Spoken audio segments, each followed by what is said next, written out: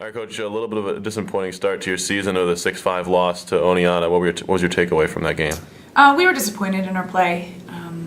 It was our first game out, but excuses aside, we needed to present ourselves better and play more as a team. We had some individual moments of brilliance, but for the most part, we just didn't link it all together. So that's kind of been our motivation for the week, is to step it up in practice, step it up mentally, physically, conditioning, and just to start to play in solid groups as one team from end line to end line. Lost your Allie from last year, but it seemed like Erin Amarillo played well. She had 13 saves in the game. What did she do to help you guys? She played out of her mind. She held us together. If it weren't for her, the score would have easily been way more lopsided than it was. So she had a stellar performance, and the rest of us didn't hold up our end of the bargain to help her out. And she's been waiting a long time, training really hard under the tutelage of Allie Arnall last year to make her start, and she did a really, really good job in her debut.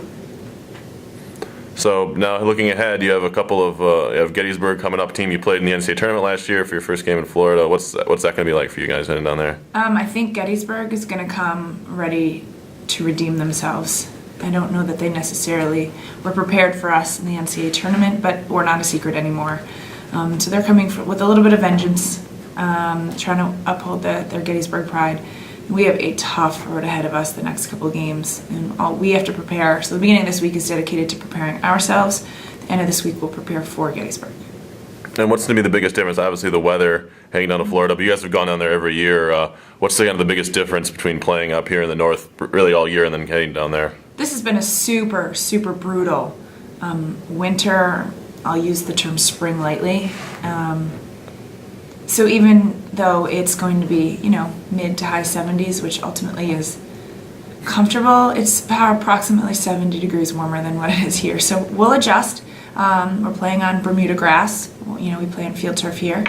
And I think we'll benefit, though, less about the circumstances and the weather and more about being together and having that time to kind of gel. Is that kind of the biggest time for you guys? I know you don't have a lot of freshmen, but having the group get together and you guys live together for a certain period of time. Yeah, it's we're together all the time, every day, practice, living, you name it, and it's a really good time for everybody to kind of bring each other into the fold, specifically the freshmen, but also to reestablish our identity with the pieces and the people and the personnel that we have, and kind of self-define a little.